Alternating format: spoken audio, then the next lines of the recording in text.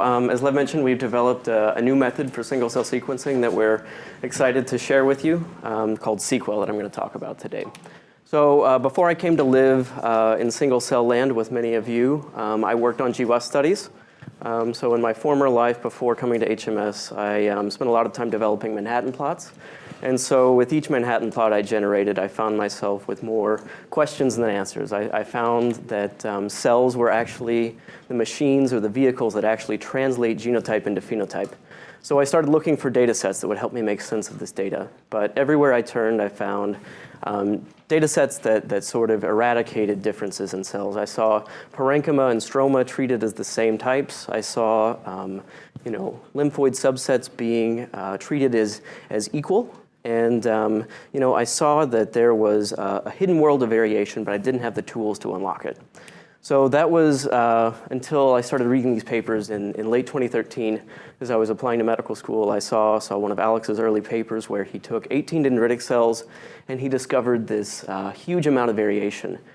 So not only were there distinct cell states in seemingly heterogeneous populations, but we could identify covarying modules or cell circuits and all sorts of other things from single-cell data. But being a medical student, I sort of wanted to, I had this question that I brought to HMS, and that was, how can we apply this new technology to clinical samples? My first semester, I started talking with Alex. I joined his lab, and so one of the first projects that I started working on was on malignant melanoma. So as has been mentioned earlier, we started with SMART-Seq2. So we took tumor resections from patients with malignant melanoma. We dissociated them, and then we sorted a bunch of plates. And then I spent many hours, many Saturdays, processing these plates. And at the end of the day, we wound up with about 5,000 cells. You can see we were able to identify malignant and non-malignant cells. And within malignant cells, we were able to identify vast diversity. So we found differences between samples, but also within samples that would have otherwise been missed. And then within our lymphoid populations, we saw just a wealth of heterogeneity. But even though we're seeing this great heterogeneity, we were still only able to process 200 or 300 cells per sample in many cases. So with this much complexity, we needed more cells. So at about this time, we also were sort of undergoing a revolution that's been alluded to, and that's sort of droplet-based, early bead-based barcoding methods. So for those who might be unfamiliar, we basically construct beads or hydrogels that have this sort of generic structure. So we're able to have a PCR handle that allows us to amplify whatever molecules we capture. But on each bead, we have a cell barcode so that every molecule from each cell will be marked with this barcode that will basically assign a social security number to every cell. And then on each one of these capture sequences, we have a unique molecular identifier. So this marks every molecule within each cell with a different marker so that we can actually collapse and account for PCR bias. And then finally, we have our poly-DT capture sequence that actually allows us to target polyadenylated RNAs. So we've already talked about some of the methods that are commonly used. So we've talked about DropSeq, InDrops, and 10x. I'll focus on DropSeq because that's sort of the platform that we tried to recapitulate in Seq-Well. But as has been already explained, we typically have 3 inlets. So we have our cells coming in one direction. We have our microparticles that I just described that are suspended in the lysis buffer. And then we have oil droplets that are constantly forming. So the idea is to capture beads and cells together in these reverse emulsion droplets. The cells are immediately lysed, and then the RNAs are hybridized onto the beads. That allows us to then perform reverse transcription, generate sequencing libraries, and then generate sort of a map of whatever cell populations we applied. So I thought this was great. I wanted to look at interesting things. So I also have a background in international health. I was interested in acute HIV infection, so we started working with Doug Kwan at the Reagan Institute to maybe look at cytobrush samples. I was interested in the composition of TB granulomas, so we started looking at some projects with Al, who's at KRIT in South Africa, and Sarah, who's also at the Reagan Institute. But there were some issues in using DropSeq or InDrops that we wanted to overcome. particularly when we're thinking about clinical samples. So one of the issues is that we need technologies that are sort of scalable. So if we want to look at multiple patients at the same time, it's difficult to use it on droplet-based methods that have a single inlet and that aren't necessarily able to account for multiple patients at the same time. So if we also want to look at samples in diverse settings, so whether it's in an outpatient clinic, whether it's in a BSL-3 facility or an operating suite, we want something that we can actually take as close to the patient as possible. And then also, this isn't necessarily something that applies, as you'll see, to indrops and 10x as much, but with DropSeq, we often end up with orphan beads in cells.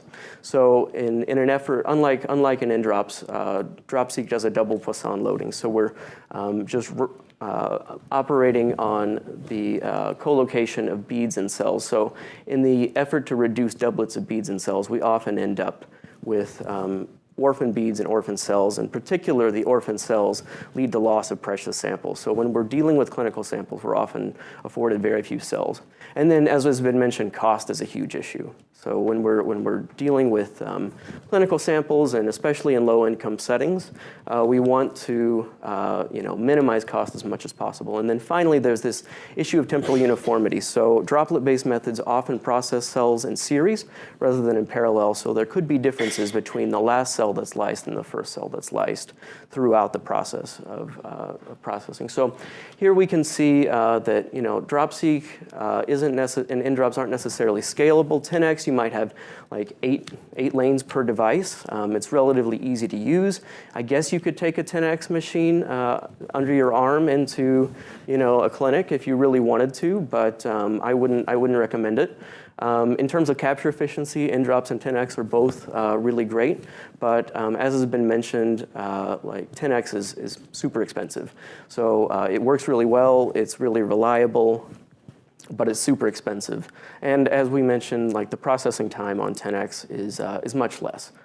But to overcome all of these challenges, we developed a simple platform called Seq-Well.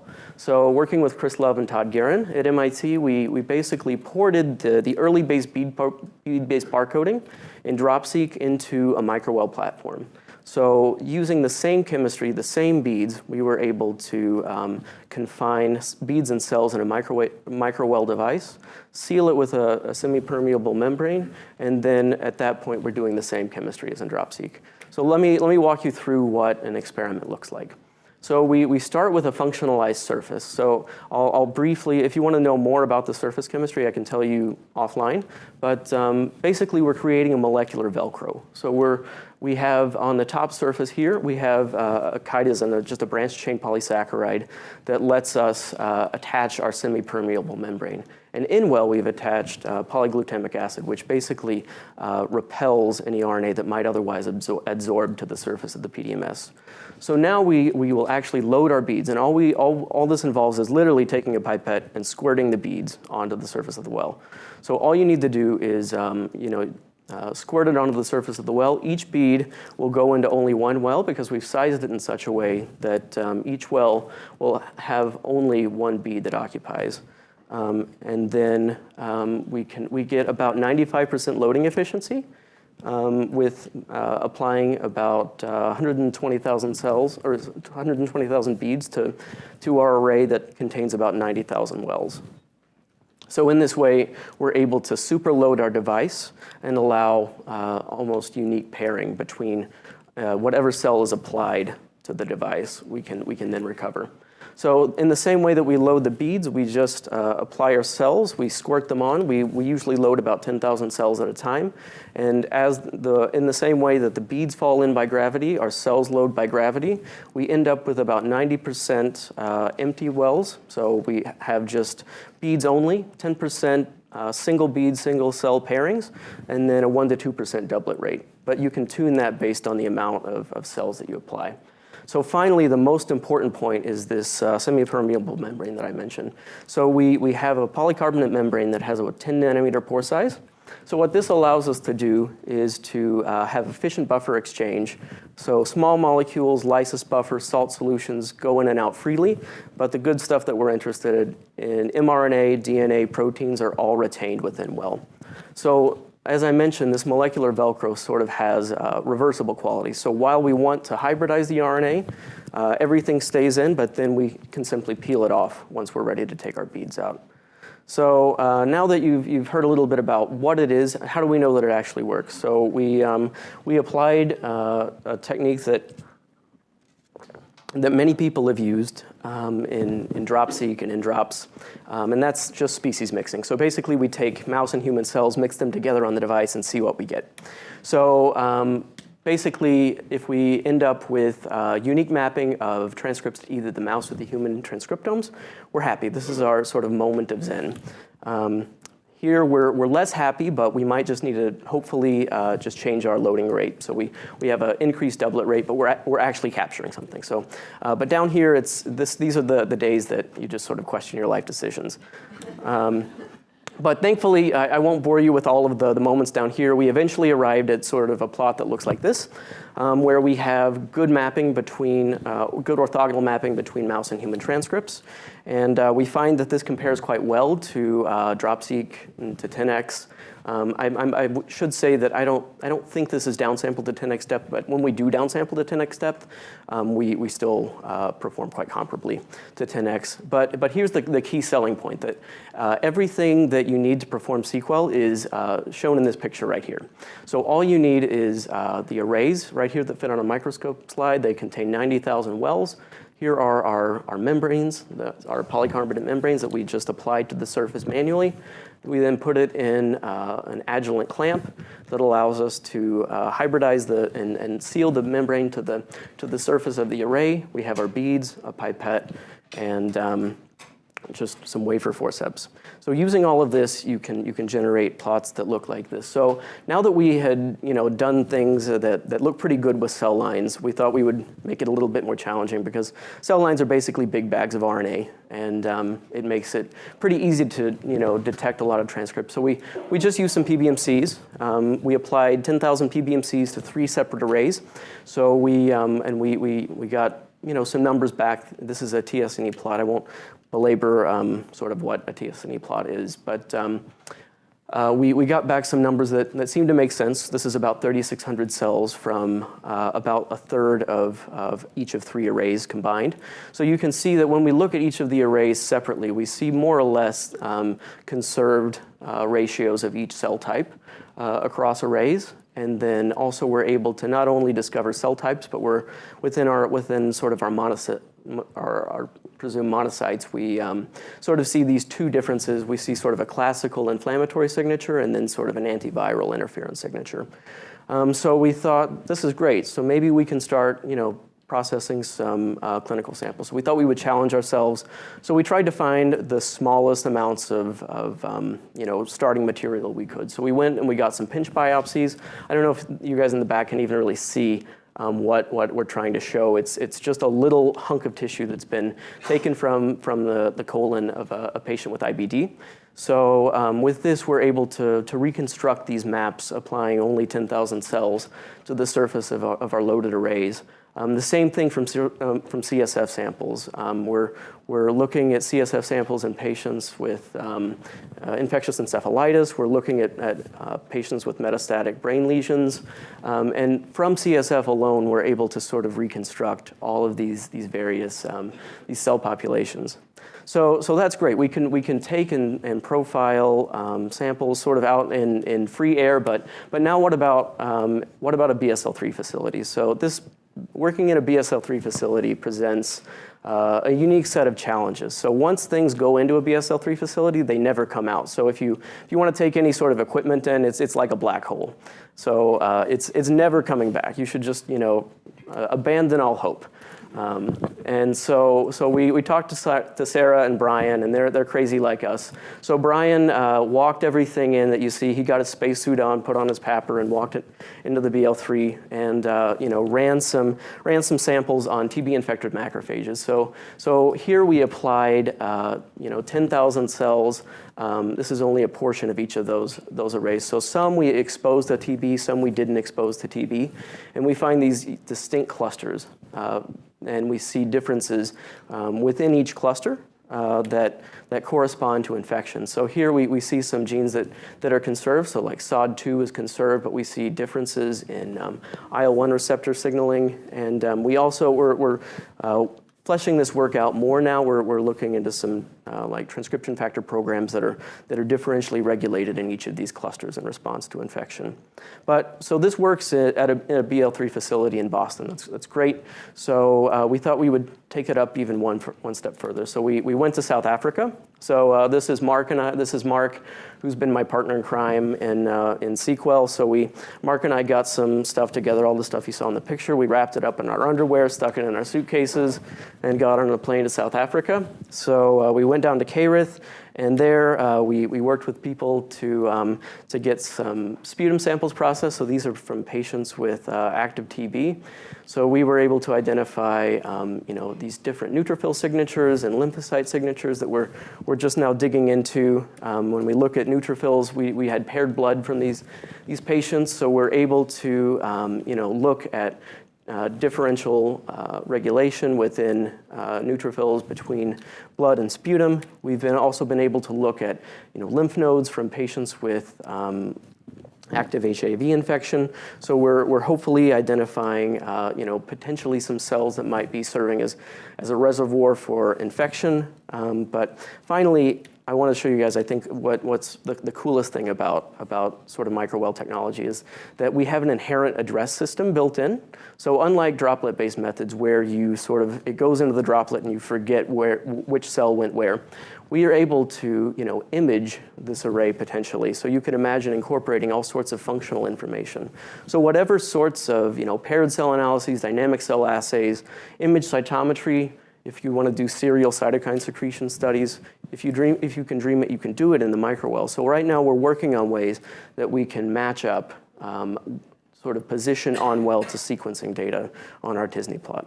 So we've already done the first steps in this. So the PBMCs that I showed you before, not only did we sequence them, but we imaged them before. So we did seven color image cytometry. So we basically were able to establish sort of the cell type frequencies that we saw from the cells that we applied to the surface of these 3 separate arrays. And we see really close correspondence between what we would consider B cells, monocytes, and NK cells. We see that recapitulated in our sequencing data. But as I mentioned, right now we're not able to say that this specific monocyte is this specific monocyte over here in sequence space. So we're still working on ways to sort of pair whatever positional information you might be able to acquire on the array into sequencing space. So with that, I'll conclude. So we've developed Seq-Well. So using everything that you see here in this image, we can basically perform high throughput sequencing that's on par with DropSeq and drops 10x in the palm of your hand. So we're able to use really a low-cost portable platform to create cellular atlases and sort of give us access to pathological samples that we wouldn't otherwise be able to process. I'd like to acknowledge, of course, Alex Shalik, who's been my mentor in this process, Mark, my partner in crime, Shayna, who's been immensely helpful in getting everything up and running. She's a tech in our lab. Chris and Todd, who have been our closest collaborators. Sarah and Brian for taking a risk with us in the BL3, and Alan Henrik for being awesome collaborators and teaching me to surf in Durban. So with that, I'll take any questions.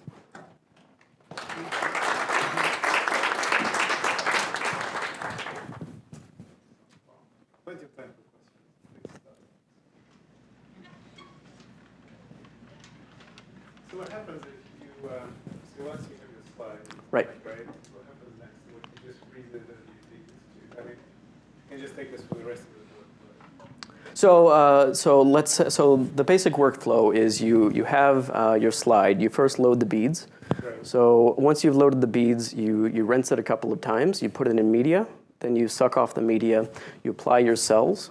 Then You're basically just pipetting. Yeah, you're literally pipetting directly up. Yep, you pipette your single cell suspension, 10,000 cells, directly onto the surface of the device. Right. They fall into the wells, and then you rinse it a few times with PBS, add some more media, and then you take out the device. And we're making tutorial videos. Our paper's under review right now. But once it's published, Mark and I have created a series of tutorials, videos, pictures. So if any of you are interested in actually applying this in your own work, we're very interested and willing to help share this. But you actually physically take a plasma-treated membrane. So basically, we've added reactive oxygen species to the surface of this membrane, and you just float it on. Then you put it in the adjuvant clamp, so the clamps that are made for microarrays.